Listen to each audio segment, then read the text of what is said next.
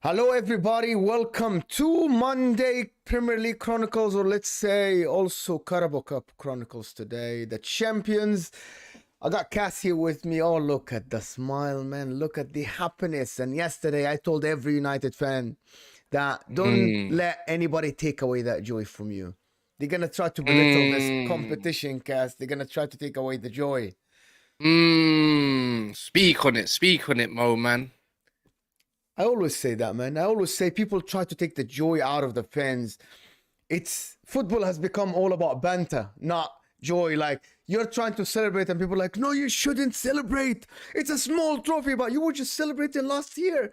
You were lifting it like it's the World Cup last year. So it's coming from it's literally coming from a certain fan base, man, and you lot are just miserable, man. Because you know what? I've never actually called it a Mickey Mouse trophy. For me, a trophy is always a trophy, innit? But you know, it's like, is what it is. As I was saying to people, like, I can't speak to certain fan bases anymore. I speak fluent trophy, Mo. You get it? So it's like, I might need a translator. I think who hasn't really won a trophy in a few years? Maybe Chelsea might need to translate a little bit. So, because they haven't won a trophy in a few years now. So it's like, for people to talk to me now, I need to go through them to go through to others. So that's what I'm saying. I don't know why football has become about this. You know, it's social media. I think it's social media. Yeah. Like many, it's the first. Like, you scored the goal. So let me just tell you the story. You scored the goal, and Twitter fucking went bad. Oh, it's offside. Okay, they just showed you the line. Oh, it's a conspiracy theory. The line is wrong. I'm like, okay, the line is in front of you on TV. It's not offside. And then you scored the second goal. Oh, lucky, you did that. You shouldn't win the trophy. And then after you won it, you're like, oh my God, it's a Mickey Mouse trophy. You shouldn't celebrate. A club that hasn't won a trophy for 6 years, you don't want the fans to celebrate? I don't get it, to be honest. No, it's not. Look, I've never undervalued a trophy. The only thing you can undervalue for me is obviously is the Community Shield. I swear that's the same shield that Liverpool fans were celebrating, you know, and getting onto Haaland about, and then doing a Nunes prop and so forth and so forth. So it's like, it can't be a nothing trophy, not just because we won it. A trophy is a trophy, bro. Whoever wins it's going to get hate. It's not the Premier League. It's not the Champions League, but it's a trophy. It's a celebration. It's a call for celebration, right? Isn't it? Not a parade, no. Not a parade, but just to celebrate that you won something. See, a domestic trophy, cool. I wouldn't have personally, for me, I wouldn't have a bus parade for FA Cup or a Carabao Cup. If you want both of them, then yes.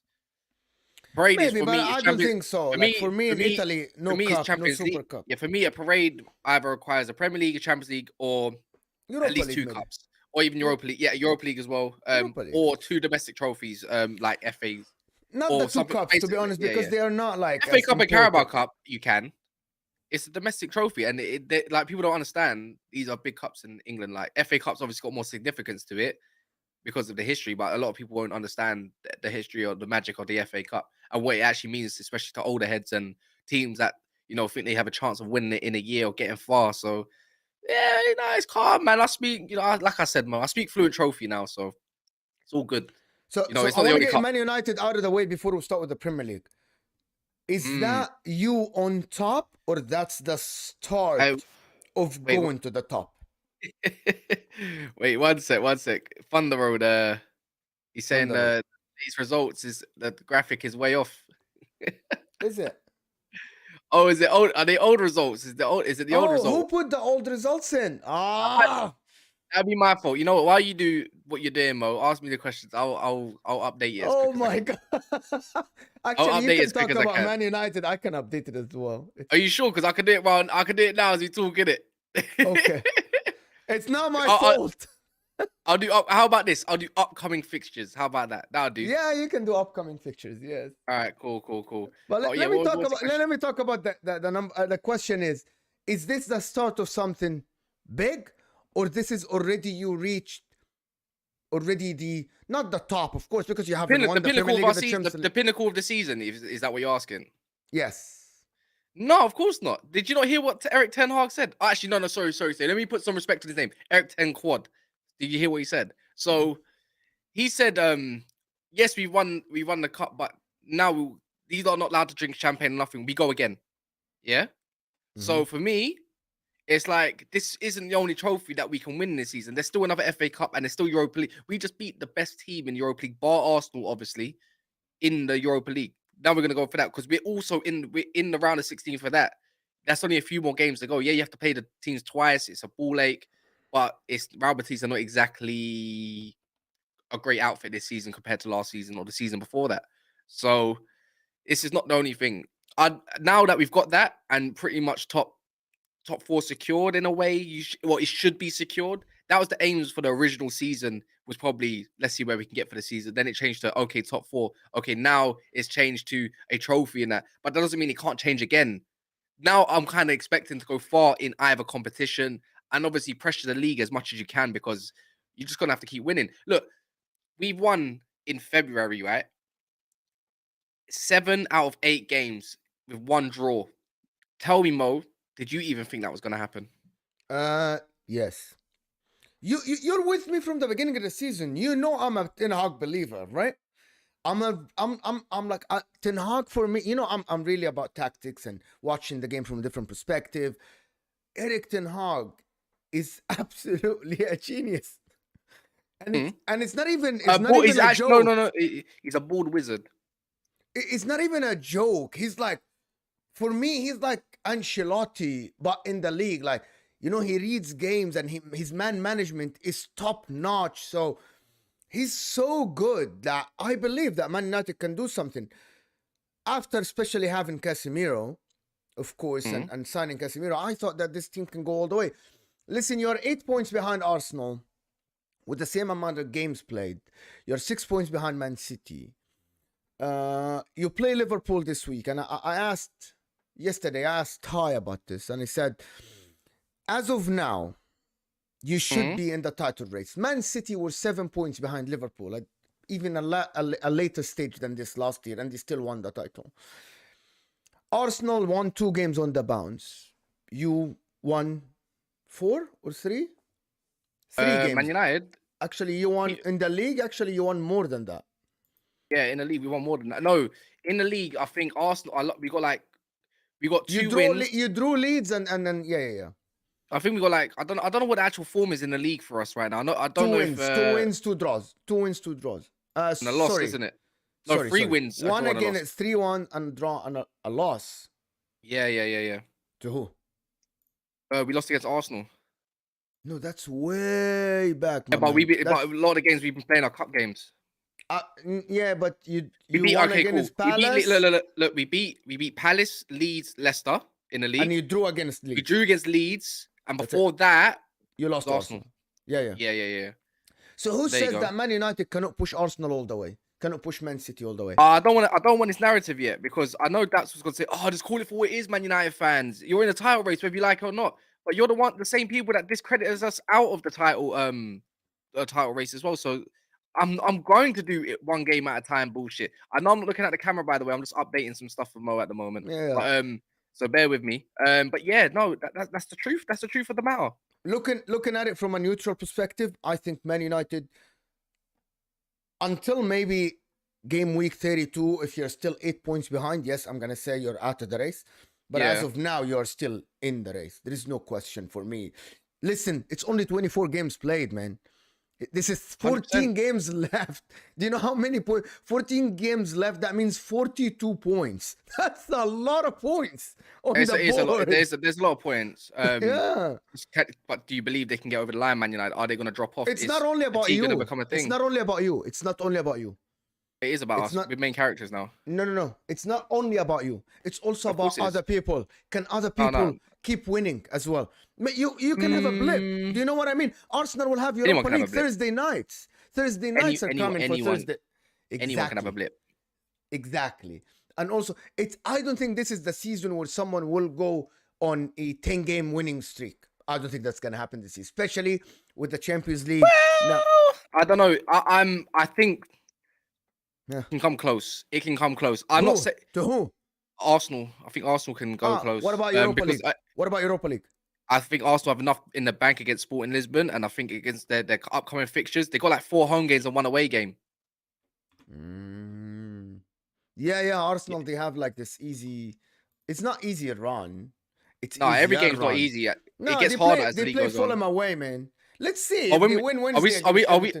Are we talking about a hard run in? Like, let's face it. What's the hard run in? Like, as in, is it a 10-game winning run in the league, or this is a 10 win? Okay, to be honest, from 8 to 12 games, that's called a winning streak. That's called a winning streak. Other than this, you're like, okay, winning 3 games. You can update it. You can just go and download it. And okay, let me just do it then. But while you talk to people about Arsenal, then. But let's switch to Arsenal then.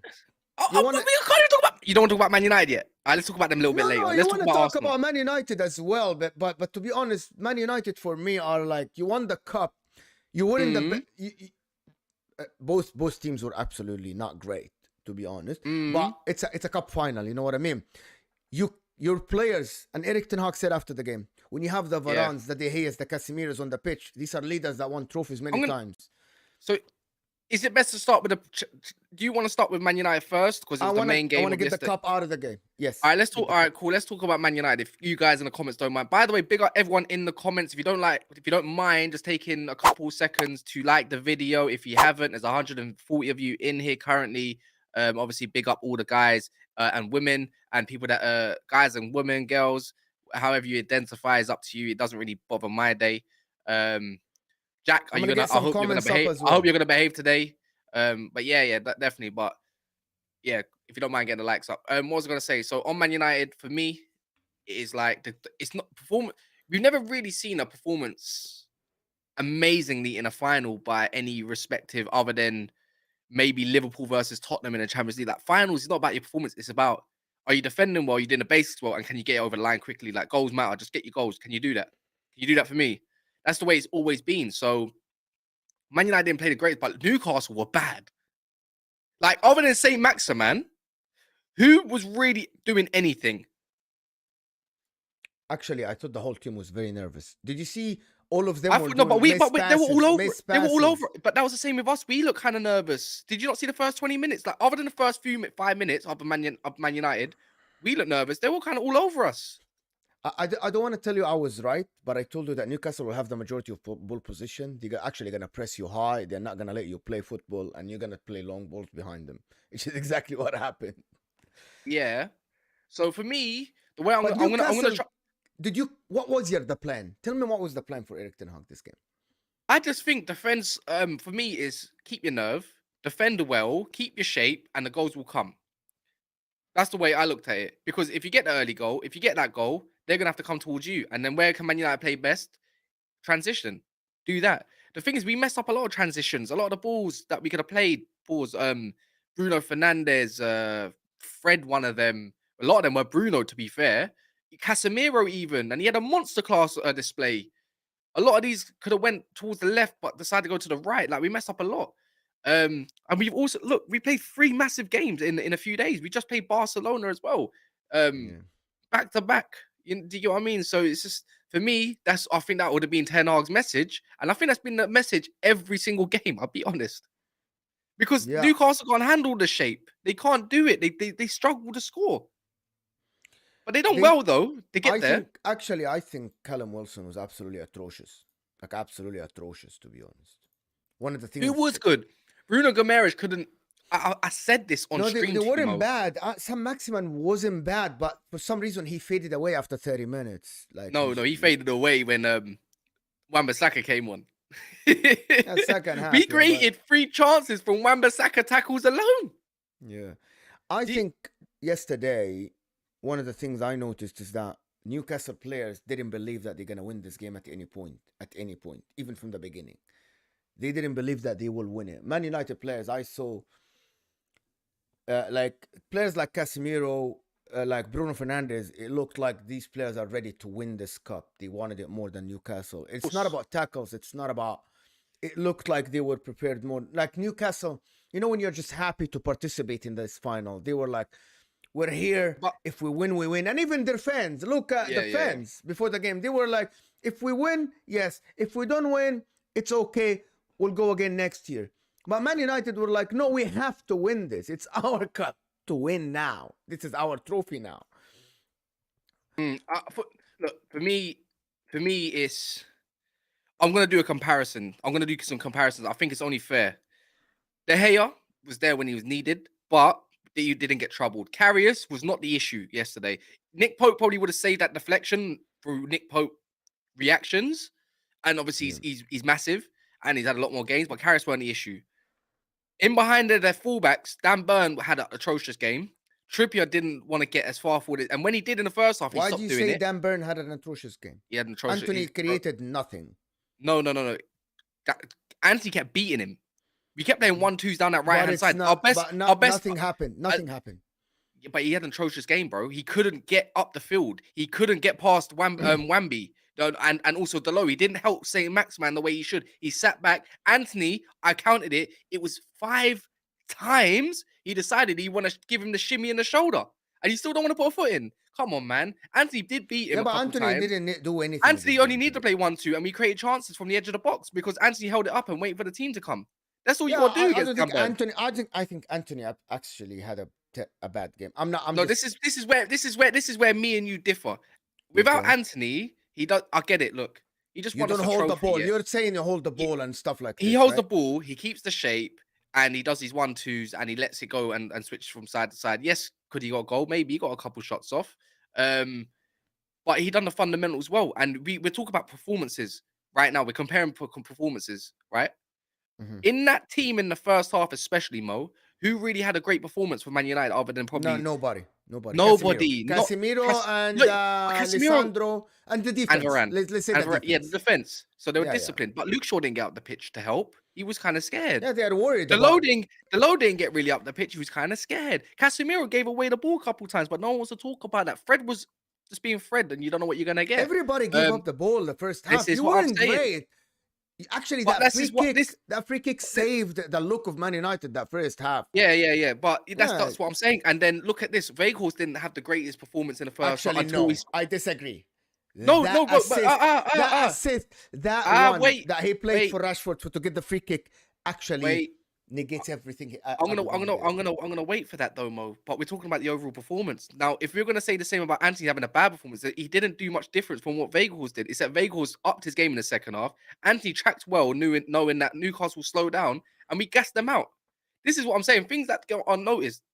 Second half, everyone was good. We just played our football and we just done what Man United do. We killed them. That 2-0, we killed them. It should have been 4. It should have been 4. Of course, you had plenty of chances on. If anyone was the worst, I don't want to. Sorry, Mo. Sorry, I apologize. I don't want to be negative on my team, but if we're gonna say who had the worst performance, it was Bruno Fernandes.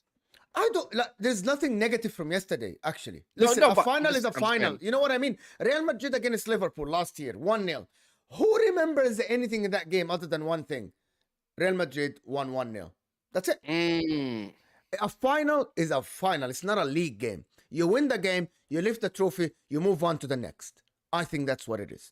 I don't want to dwell a lot on who performed what because there are a lot of nerves, okay? And it wasn't an easy game. So I'm thinking, forget about the performance. Forget about Rashford only getting involved. Like, he got involved in the 2 goals and then he wasn't in the game. It doesn't matter. He did what he has to do. He actually just scored the goal, got the free kick, being direct, and that's it. For me, that's it. I think you won the final fair and square. It's done.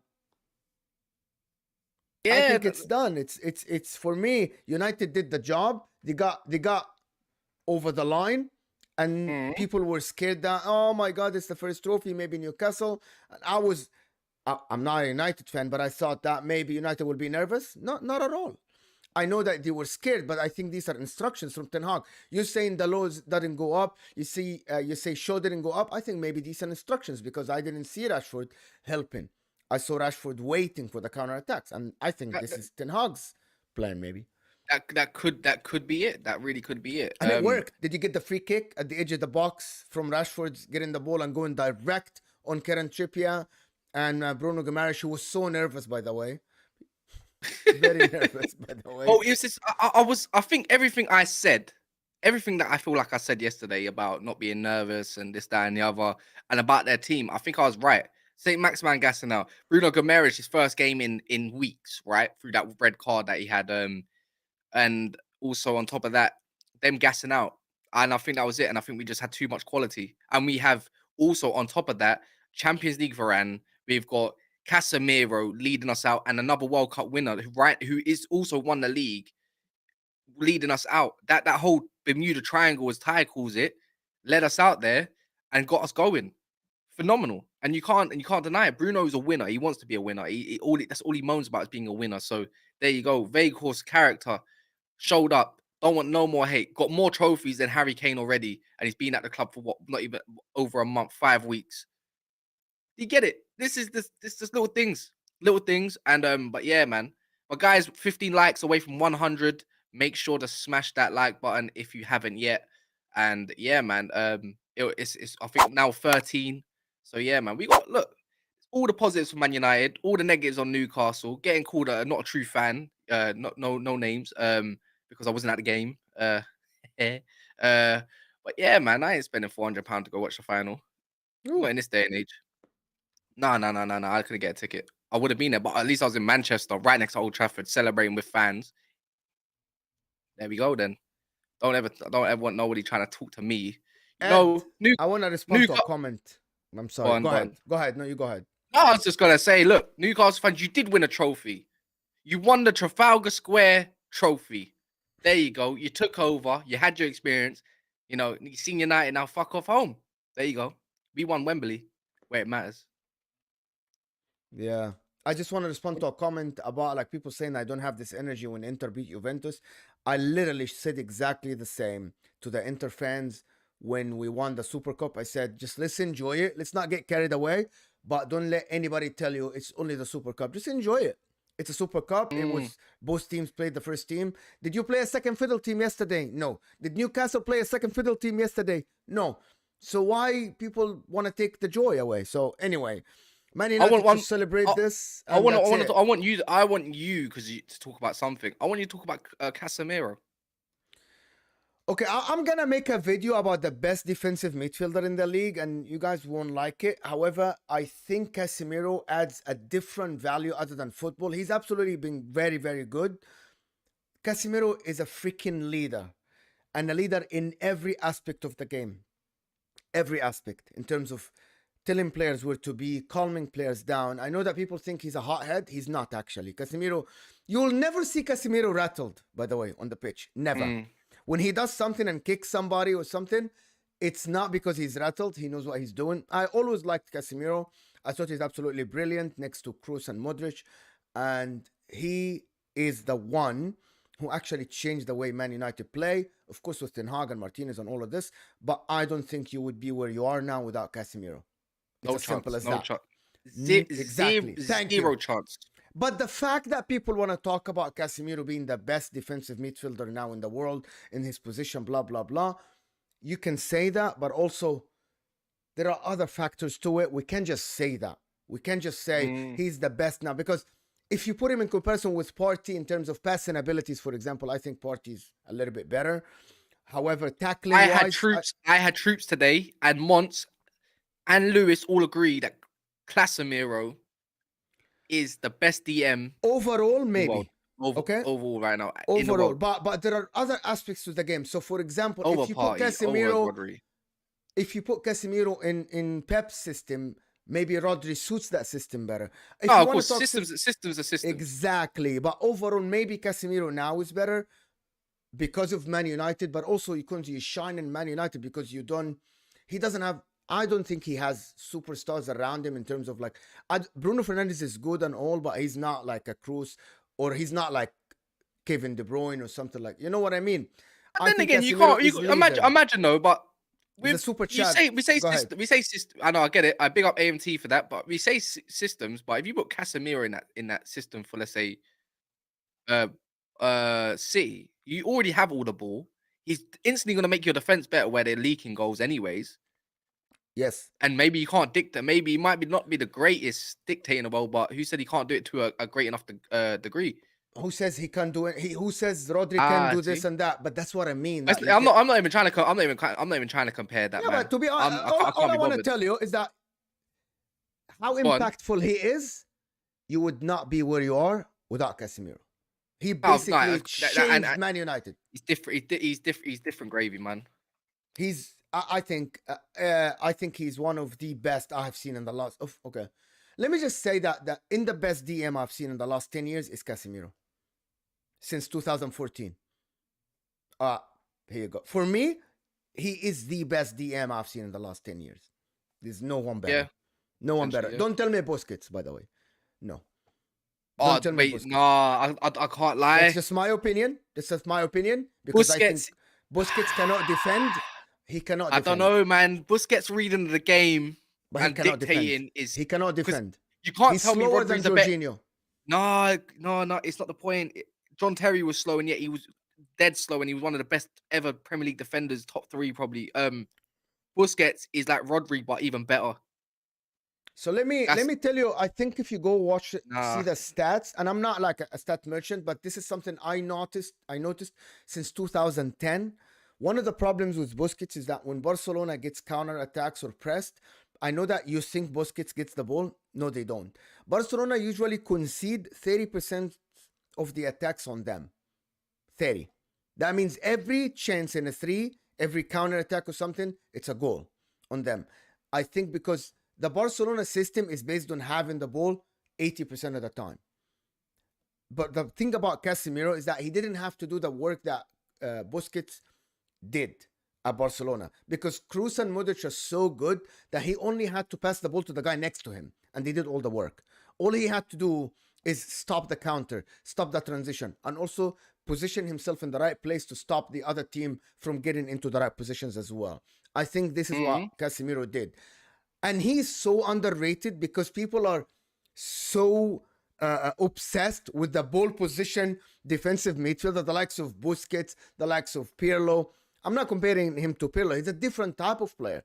But I think overall, Casemiro has both sides of the game, has the defensive and the offensive part. So overall, I would pick Casemiro. If you ask me who would you pick for your team, I would definitely pick Casemiro. Would you pick Busquets or Casemiro for your team? No, obviously I'm not. I'm going to be biased on this, ain't I? We don't have to require tools for, Busquets. We need a ball player, so it helps Casemiro out even more. Again, people saying Sergio Busquets with Pep was amazing. Fantastic. Pedri was one of the best forwards in the world with Pep Guardiola. Pep Guardiola makes you... Raheem Sterling was one of the best wingers in the world with Pep Guardiola. The thing about Pep Guardiola, that's why Pep Guardiola is one of the best managers we've ever seen in our life. He takes your football to the next level. Because the way they play, they don't give you a chance to play football.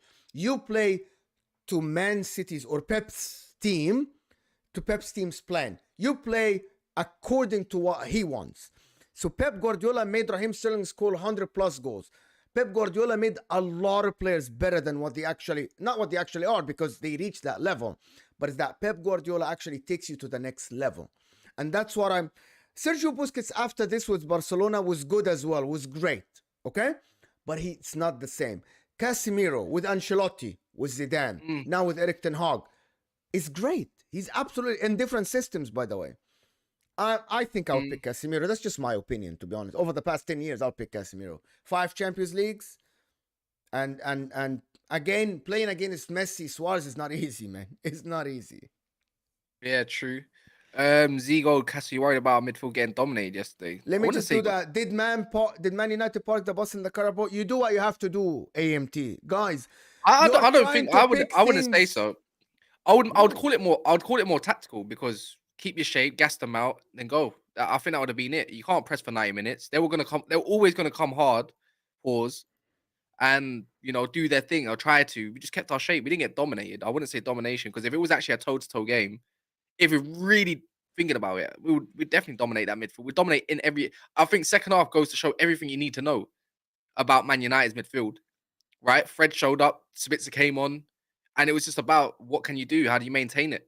We had how much, we don't call it part of the bus. It's like when City, all right, cool, here's another question. When City come to Old Trafford, do we get dominated? No, they just have bare possession. What's the point of having bare possession if you're not going to do nothing with it, right? That's just a question for you to Jose people obviously Mourinho to said that. think. So Jose Mourinho said one time, he said, you play Barcelona, you know you're not going to have the ball, but you want them to have the ball where you want. This is what Man United did yesterday. You can have the ball all day. You can have the ball all day, but you can have the ball. Yeah, that's why I say I don't have the ball. I don't care. Yeah, it was pretty much counter-attack on them, and to be fair to Newcastle, I'm not going to discredit them. They have the best. They have the best. They have one of the best presses in the league, and they have one of the best, if not the best, defense in the league currently. They've just been slipping up lately with performances. So yeah. But anyway, enough from Man United. You are going back to the league soon. You're going back. When you play next week? Who do you play next week? I'm checking. We've got West Ham next, and then we've got Liverpool on the weekend. Yeah. Then we got Liverpool on the weekend. Oh, the FA Cup is this weekend. Oh yeah, this week. Oh, but Liverpool play in the midweek a Premier League game this week. Yes, they do. I know you want to talk about Arsenal, and I know people want to I think we need to talk about Chelsea, man. No. We have to. We have to. It was the game just before Man United. We have to talk about Graham Potter, and we have to talk about Spurs and their top four stuff, because like Oliver Skipp's coming into his own.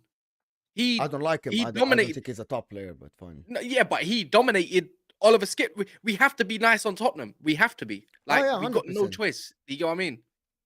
Yeah, 100%. So let me just give you one thing about this Spurs team, and that's why I rate Harry Kane very high, and I rate this Spurs team sometimes. Okay, they're inconsistent. They score goals more than their XG, way more than their XG. Like, I think always their goals in the game, they exceed their XG. That means their players are clutch. They seize the moment. Yesterday, Oliver Skipp, you would never think that he would shoot and score that, but he's brave, took the chance, took the shot the ball and scored the goal, right?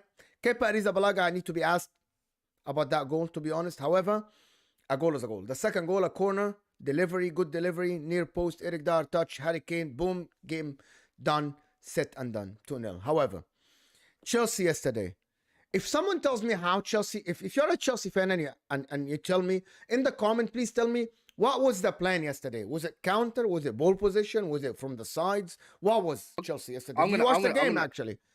I couldn't. I was on the train up to Manchester, but I watched the extended highlights, and I have to disagree with you. I think Oliver Skipp has tools to become a very, very effective, great player. I'm not going to say he's going to be world class, but I think Oliver Skipp can become an extremely good player. Something we've been, I heard, well, it looked like the game was dead in the mud, boring, saying kind of slugfest. Sluggish. But Oliver Skipp held his own.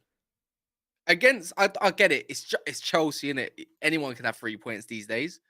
But I think Ollie Skipp was fantastic. He got the goal when it mattered. It's not about the performance. It's about breaking the duct against Chelsea that won every single time since they've been to that new stadium. He's only 22 years old. I really rate Oliver Skipp. I think he's an amazing player, and I'm glad he's another one. Something that we lack in this country is someone that knows how to defend and play a box-to-box role. Just like who? If we're gonna rate Declan Rice, I'm going to rate Oliver Skipp too. Declan Rice has done more to showcase his skills, but I think Ollie Skipp ain't too far behind in ability.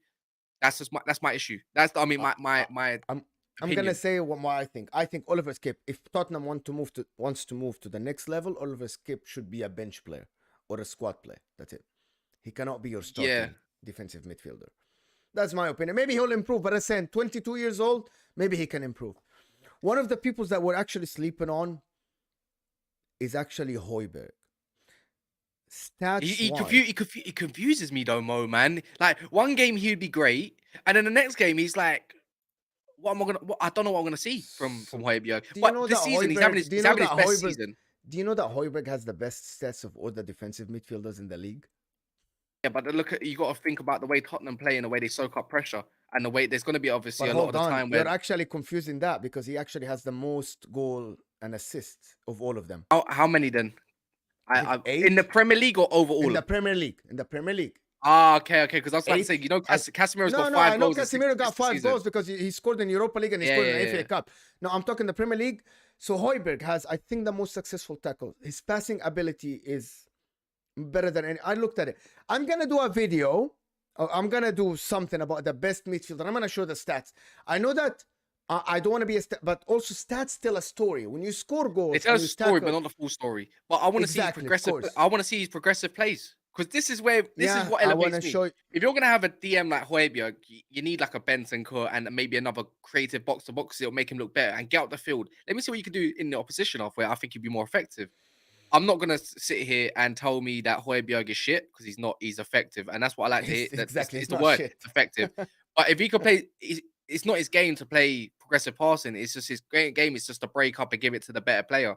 And he's popped up with a few goals where you could say he shouldn't be in areas that he should be in. He should be for another player, and he's kind of stepped up. But look, they got the way of playing, and it's suiting Hojbjerg and maybe a few better defenders around him as well, like at the back behind him. You got Christopher Romero, who's a decent player as it is, but the other two are shit. Eric Dyer and also Ben Davies, Mr. Reliable. I don't want to hear that ever again. But I think he can really elevate the way he is. And I'm not saying build a team around him, but it's true. It's weird for this channel to prop Spurs. It's weird, isn't it? Because I tell you what, as we talk about Chelsea, I'm looking at the lineup of Spurs, and if these people make top four, Emerson Royale is in the form of his life. Listen, Forster, Eric Dyer, Longley, Davis, Richarlison, okay? Yeah. Emerson Royale on the right. And you're telling me this team will make top four? That's a joke of a league. That's a joke of a league. Yeah, you just don't know what you're going to get. This is what I mean. Stellini has coached 4 games out of Tottenham and won all 4 games, if not convincingly near enough, right? Yeah. No, but he's not coaching. You know he's not coaching, right? You know that. Yeah, no, I know, but it's not the way it is. If Conte's not there, Stellini's there. It's a different presence that's on the line itself. Different kind of, But I'm not saying they should go and get Stellini for coach. Of course not. No. Stellini's going to go to Italy, actually. He's actually going to go to Italy. But he's going to get snapped up. But you remember, Stellini is a friend of Conte. Inter fan, does Conte go 15 million a year? Where else could he go? I think if they make top 4, someone is asking me if he goes, where does he go? So Conte will stay I said he will leave. I think if they tell him that we're going to give you the money and they make top 4, he might stay. I changed my mind because I didn't think that they can start winning games. They're winning games. Yeah, I know, but I think I don't know if he really suits Tottenham, to be honest. But you know what? Yeah, you're right. You know what? It might be a thing where Tottenham might be a thing where they're gonna throw an actual 150 million. They might sell Harry Kane, and they might have to if he doesn't want to stay, and it might be a thing. Or Harry Kane stays because Conte stays. Huh? You get Lukaku. That's not a bad shout. It's not a bad shout. I swear to God, if they sell Harry Kane, he's gonna ask for Lukaku. They're going to negotiate with Chelsea because Inter don't want to renew that loan. They're going to ask Chelsea to get him off the book, get him to us, and Conte will work with him if he stays. Maybe. Okay, let's talk about a couple of things before we move on from this game. Chelsea, the number one thing is Enzo Fernandez. Did he make the wrong choice? I'm telling you now. No. You know what it is? It's easy to pin a man when he's down. Look, I'm going to be honest. Mason Mount is not a shit player. Yeah. Sterling is not a shit player. That team is not shit. I think Havertz is not great. I don't think Ziyech is great. I don't know why he was even in the lineup. Why wasn't Badiashile in there? Thiago Silva comes out the line. They don't look great. It was even evident after 20 minutes of even from highlights alone, that the team started just dropping off and they can't play without him. Reece James don't even look like he's physical at the moment. He doesn't want to. He's barely doing anything. Chilwell, Cucurella, come on, Cucurella is not a bad player either. Graham Potter's got 2 wins in 17 games. It's like Man United. This is like Man United all over again at last season or before then for the last decade. Don't matter who Man United got in a team, bar the Jose Mourinho season with Ibrahimovic. Doesn't matter who you bring in, Sancho, you look crap. You're going to look rubbish. Mason Mount's got ability. Yeah, he's not got any highlighted abilities where he thrives in, maybe in work rate. Enzo just won. He's definitely not a bad player. He's a fantastic player. He's playing in a DM role. He don't even look more mobile than Jorginho at this point. They don't have no DM. Do you remember me when I said he's gonna play? Do you remember me when I said that was the plan? Yeah, I remember. I remember this. And but let me tell you something. He doesn't offer anything more than Jorginho. You know that. As the DM, you're absolutely right. You were absolutely right. I said they're gonna use him as the DM and they're gonna make that mistake. Maybe moving in. Go on, finish. They are using him wrong. They are actually limiting his abilities by playing him as a lone DM. Maybe. I think maybe rushing his choice in January was stupid. Maybe he should have stayed with Benfica. But for me, Chelsea will only get better. They will only get better. Trust me, they will. Potter is not the man for Chelsea. Let's be honest. 2 wins in 17 games is sackable, but I know probably why they're not sacking him yet. I think I've heard there is a clause in his contract. If they don't make Champions League, then he can be sacked. But other than that, it's £60 million to get rid of him and his staff altogether. So until it's statistically not, they can't get top 4. I don't think they can sack him yet because you can still pay out the money because statistically they can still get there. They're gonna have to wait for that. I think so. They're gonna have to gear up and wait because I don't think he fancies paying out 60 odd million. Yeah. So Chelsea on stats, guys, the people that are watching, they actually exactly where they're supposed to be in terms of chance creation. And I said that yesterday.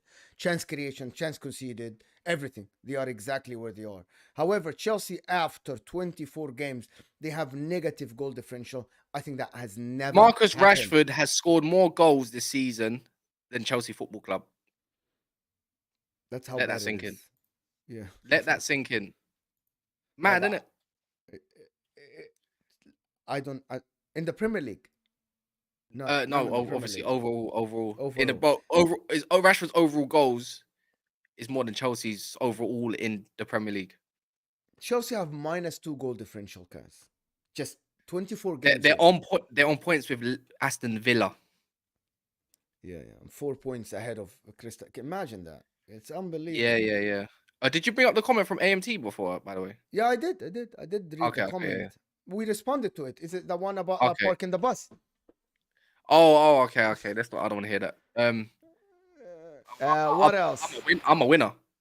Yeah. I was gonna say as well, if anyone wants to become a member and support Never a Foul, as you can see, Olu there is one of our members alongside Sid and D1 and many others. It'd be great if anyone wants to join. $3.99 a month. The link is in the pin. You can see it. It would be nice to see more people supporting Never a Foul and where we can be, especially coming up for next season. We got lots that we're upgraded on. So as you can see through the season, everything's being upgraded. Even my camera. Look at my camera. Look at my one's going to be upgraded soon too. It's not that. It's just shows in general. We're going to be switching up to live shows in studios and stuff like that. So yeah, man. Anyone that wants to support the thing, it'd be great. But yeah, I think Chelsea, they bored. I get bored talking about them. I think Lewis nearly put me to sleep earlier on Troops TV. So yeah. Who? Lewis, he was talking on Chelsea. Oh my god. They're irrelevant for Chelsea, man. They'll have to be relevant, but I think moving on from Tottenham is probably the best time to talk about the other side of London, north of London, obviously in Arsenal. They're 1-0 win. Hey, listen, two wins in a row away against Aston Villa and Leicester. Not an easy place to go. I'm not gonna say that they were the best. This was the best performance. It wasn't. It was just an enough performance to get the 3 points. They scored the goal when it mattered, and they defended well. You said that, I think, a couple of days ago, that they defended very, very well this game. Basically, Arsenal are now going through the phase where they're not playing great, but they are getting the results that they want. 2 away games. I think you said they have an easy run now, other than Fulham. Yeah, they got like 4 home games and an away game. I'm not too sure the away game who is against, but I know they got like Everton at home coming up. And I just told you, Fulham. Oh, Fulham, and they got no Polina for that. He's banned. Why is he banned? For he got card? His 10th yellow card. Oh, so he gets 2 games in the Prem. Yeah. So he's not. I saw a TikTok yesterday that's saying, from Rory, I guess, he's saying that Arsenal played Man United without Casemiro. They played Brighton without what's his name, Caicedo, and they're gonna play Fulham without Paulinho. Everything is just geared up for them at the moment, isn't it? But listen, against Everton Wednesday. What is? Do you think Everton can go get something out of this game?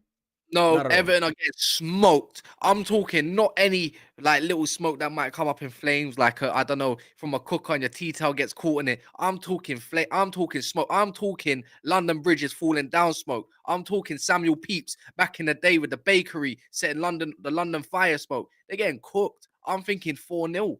Like I like Sean Dyche what he's doing at the moment in Everton. But no, man, this is Emirates. I think Arsenal are due a performance. There's rumours of Jesus being back as well on the bench. Not saying he's going to contribute to it, but I just think they're going to be under siege. We're talking about siege under Troy in the Greek city. They're going to get, I think, the mate is going to get penetrated. That's what I'm thinking. I think they're just due a massive win, and I don't think Everton are going to hold it down, man. I'll be so real. And Saka's due to get a goal. I think Martinelli might be due another goal. I think Xhaka or Erdegaard's probably due a goal. 3-4-0 straight. No Calvert-Lewin as well, man. There's going to be no outlet for them up front. I think it's just going to be a siege mentality going on in that game. I can't see anything other than that personally. I don't know about you though. I don't know. Again, Everton can turn up and get a draw like what they did against City. They can, like in football, theory is out of the way sometimes against teams like Everton. If I don't know, like to be honest, even at the Emirates, I think Everton they can get something out of the game. Arsenal have not been effective even though they scored 4 against Aston Villa. If you watch the game, Aston Villa were for some part of the game with a better team. I think that it depends, right? Everton can go to the Emirates and defend for 90 minutes and do the same as they did against City, and maybe they can get a point or something. However, if, again, Arsenal should be favorites. They should be winning this game. They should be winning the game. But again, Everton are, these teams fighting for points, fighting for relegation. They play their hearts out on the pitch and they can get a point. I don't think any game from now on until the end of the season, there is no game that is guaranteed. Look at Forest against Man City, right? Arsenal against Leicester, 1-0 that they scraped the win from Leicester away. I think it depends. Like, there is no easy game from now on. There's no easy game. There's not going to be an easy game. No, it's like teams of relegation are going to come back fighting hard for whatever points they can grab. Exactly. But this is what makes champions champions. If not, you're just going to fall under. And then before you know it, if Arsenal decide that, a draw here and a draw there is going to be something, Man United might creep. Man City are going to creep. There's still things that they can't afford to do. But I can't see anything other than Arsenal going through this, man. This period, this March is looking very good for them. I know that I'm hearing a lot of the talk of, what's it called? Should they prioritize the Europa League or the Premier? No, you should be prioritizing both. You see Ten Hag going into all games with the strongest 11, if not whatever he can grab through what players he has and rotate little ones here and there. But you should be prioritizing both. But if you had to choose one, obviously Premier League is the ultimate prize, regardless. Why are people saying that Arsenal scored 3 goals against Leicester? Because that goal was correctly disallowed. Come on, guys. Arsenal fans know that they didn't have. Olu came. The Olu yesterday in the calling show said that they didn't have the best performance, but they got it over the line. They won the game. Done. They did what they had to do, and that's it. I think maybe against Everton they do the same. I'm always someone who's cautious in football. I am, even with my team. I'm never 100% confident because football is not something that we just put on paper and say, oh, Man City win or Arsenal win. Anybody can turn up. Anybody can turn up. Yeah, I think so. Yeah, I think so, man. They have nothing to fear. Arsenal have nothing to fear. No, they shouldn't fear Everton. Of course they shouldn't. They shouldn't fear Everton. Nah, they can't see it. They're going to have to park the bus and try to break off that. It might look like Leicester all over again. It might. Man City, they have Newcastle on the weekend, but they have Bristol City away in the Cup. I think he should just rest players for this. Yeah, I think so. Yeah, I think. But again, against Bournemouth, did you see the old Man City there? Did you watch the game even? Yeah, I watched part of the game, and then most of the game I didn't. Then it just goes back to being highlights again. They just got fucking absolutely steamrolled, didn't they? You got your casual Haaland tap in, your Alvarez of the start of the season looking like, he was just absolute manic. and then obviously he was the reason for the Mephamone goal. I think Man City fans, I can only predict, but from what I see and hear through Daps, through D1, through others, that they don't even know what result they're going to get next, because they smash one team here, then they might drop a point here or there. Do you get what I mean? And now they got Newcastle on a weekend. Are they going to Newcastle don't concede? Can they get past that defense? Where is it at, by the way? Is that St James's Park or is that the Etihad? No. It's Etihad. Etihad.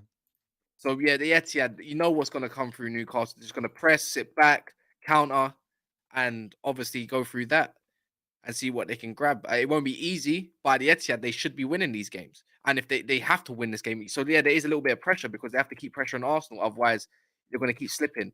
I don't know what to really expect, but at the same respect, Newcastle have been dropping shit performances. Why should I believe in them to go get any sort of result? This ain't Newcastle I saw 6 weeks ago. This is Newcastle who just lost a cup final. Their heads might be all over the place. They might be still pissed off come the weekend. You get what I mean?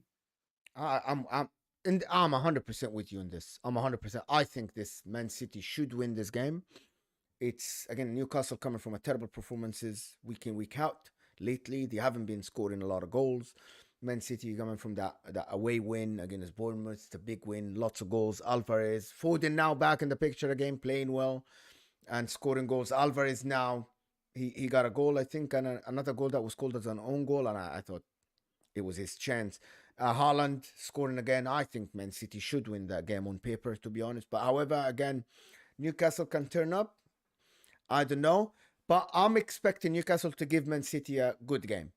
It wasn't. It's not going to be an easy game for Man City. But again, Man City, can they keep that chase up when the Champions League, when they're going to play Leipzig next week? Are we that confident that they're going to go through? They should on paper. Daps said that yesterday. They should on paper, but they're very inconsistent, Man City. And Reese, one of the callers, said yesterday that they haven't won a game, 3 games in a row this year. Since October. So that's also something that we need to look at, because we're known City for the runs and winning games, winning streaks and stuff. So I think Man City, they are due a run, right? They do, like the fans are due like a 5-game, 6-game winning streak, to be honest. But again, it is what it is. But Man City are Man City, you know, they can turn up and smash Newcastle, or they can make it hard on themselves. They can make it. That's what we don't know. That's what we don't know what we're going to grab from Man City. They need to make it. I think this is where they kind of need to make a statement, not just for themselves, but for the fans, to give them hope and belief. You know, same way against Leipzig. They got Leipzig coming up. Obviously not next week. When is it? It's a week after, isn't it? Yeah, it's a week after. Yep. So yeah, they need to start making some statements again. But we don't know what we're going to get from City, to be fair. Who else is there that played? There's a couple of games that I wanted to talk about, to be honest. The one game it was so important is Villa beating Everton 2-0 away at Goodison Park. That is, I think that's because now I think Everton are in the relegation zone. Are they? Aren't they? Yeah. Everton are still round. And that's what I mean. Like Everton, imagine that Everton in the relegation zone, 21 points. They're going to the Emirates. Do you think they're just going to give up? They're not going to give up. They're going to try their best to get a point out of this game. Their best ain't going to be enough. You think so? So why their best was enough against Man City? Why? Can you explain that to me? Wait, Everton. who? Everton. Why? How long ago was that? About 3-4 weeks ago. You mean against Arsenal? When they beat Arsenal when they beat Arsenal, and then also they got a draw against. That's what you call a manager bounce. That's what you call like when the crowd's up for it. The 12th man's in motion. Okay. But they didn't beat Aston Villa on the weekend. You know what I mean? Like your best. It's like this. Sometimes your best isn't even enough. There's too much quality. Like we talk about Arsenal, the Emirates, the fortress. I get it. They've lost their. You could really say it's been reset in a way. But there's no Calvert-Lewin again. No outlet. There's nothing there. They got flipping Mopay up front leading the line. So who has the better chance? AMT with another super chat is saying, who has the better chance winning this weekend, Arsenal or Man City? Arsenal, of course. I'll pick Arsenal. Like Arsenal playing Everton. Oh, sorry. Arsenal. Who? No, they're playing this weekend. Is this different? Arsenal. Everton are playing midweek. Well, the Wednesday. FA Cup Everton is Wednesday. Wednesday. Yeah. There's midweek games. The weekend and also they're Liverpool. playing Bournemouth, so it's definitely Arsenal as well. Bournemouth at home. Before you wrap anything up, obviously, we still got to talk about Liverpool. Oh yeah, I know that. I'm waiting for this. So guys, Arsenal, I think they have better chance. The Arsenal, on paper, they should pick up 6 points in the next 2 games. To be honest, Everton, Bournemouth are home. It should be a done deal. Liverpool Football Club. AMT sent another super chat. Yeah, I just posted it. It's Arsenal who has better chance winning this weekend? If Arsenal won a weekend, it's Arsenal's got a better chance, of course. I said they play Bournemouth and Man City play Newcastle. So yeah. That's a wrap. And last one, obviously, Liverpool. Liverpool are bad, man. Okay, I don't know where to start, and I don't know either. So Cater should have been sent off, in my opinion. 100%. Then he decided to put Harvey Elliott on. So now you got a whole English Brexit midfield. Then he takes off Trent to put Milner there. And then they looked like they could have been under siege against Palace, who looked like they had a better, looked like they had the more ball, more chances to do something. At least he had a great, fantastic game against Robertson. Other than Salah hitting the bar, there wasn't much else going on. Or Cody Gakpo deciding to absolute skyrocket over the stadium. There was nothing going on there for me. It was just, this is not FSG. This is not just the play. It's the same way we talk about Potter. We have to talk the same way about Klopp. There's nothing there. I just can't. That is what you call shit management, and the players don't look like they just want to play for the manager anymore. It's bad. It's down. They're down bad. Real bad. All saying Klopp is just freestyling now. I agree. I agree 100%. He is really freestyling now. Like he has no idea who's his best lineup. Fabinho got in 2 minutes. He got a yellow card already, and he got another foul after this. He elbowed in the midfield, and he should have been sent off as well. Fabinho. That's just another one. It's just they're playing us this weekend, and I can't wait to play them. I'm up for this. I can't wait, and they got to play Wolves midweek, same time as Arsenal. So it's all to play for, man. Liverpool, I don't know where Liverpool fans' heads are at. Some obviously got a sentimental thing towards Klopp. A lot of them want him out. Should he stay? Should he go? Can you trust him with a rebuild? Is he going to even get funds this summer to even have a rebuild? Can you trust his talent ID? No, he should be sacked. This is what I mean. He should walk. He's never going to walk. There's too much money involved. Yeah, mutual consent. We have made every single excuse possible for Liverpool this year alone. We all thought there was just a blip. They will come back. They haven't. We were talking. That was only last week. They won 200 pounds. We were talking about if they're even going to make top 4. Monts is talking top 4. Rose is talking to make 5th maybe. And what did we say? If they don't win this game, I can't see any top 4 talk because it's just flat shit, dead. There's nothing more to it. They have been absolutely the problem is there is no plan. It's like Trent is not a defender. He needs to go forward. He's not going forward enough. And every team is trying to target Trent. Even Robertson now is not good. The only one that was okay in the beginning of the season is not good now. Not good enough. Darwin's injury. Forget Darwin Núñez. He's not the solution, to be honest. That's my opinion. He's not the solution, Darwin Núñez. But anyway, Mo Salah looks like he doesn't want to be there anymore. He doesn't want to be there. What question, D1? Cass, are you getting ROMs for Man United? The preview for the Man United? I don't know. No, I think Grizz, Yeah, we're going to get Grizz, right? Yourself? I think so. Ty? Yeah, I think I'll get Ty to remind me. I think it's on Friday, I think. Is it on Friday or Thursday? I can't remember. Friday. Thursday maybe. I don't know. Yeah. Yeah, I don't know. One of the days. I'll update you tomorrow.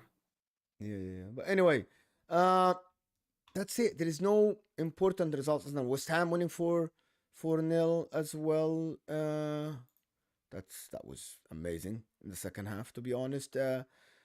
That's it. There's nothing else. Leeds winning 1-0 against Southampton, who are looks like they are going to be relegated, to be honest. I don't even care about them teams. These are such a weird team, man. Yeah. Thank you, everybody that tuned in with us. We really appreciate you. Make sure to hit that like button if you haven't yet. And also, if you're new, subscribe, of course. And we're back tomorrow for Rivals. Unless we do something later today, but I don't know. But it looks like tomorrow. Rivals. What time? 5? Rivals tomorrow at 6. About 6 tomorrow. So, yeah. Thank you, everybody that tuned in with us. We really appreciate you. We got more than 100 likes. So, this has been your boy Mo and your boy Cass.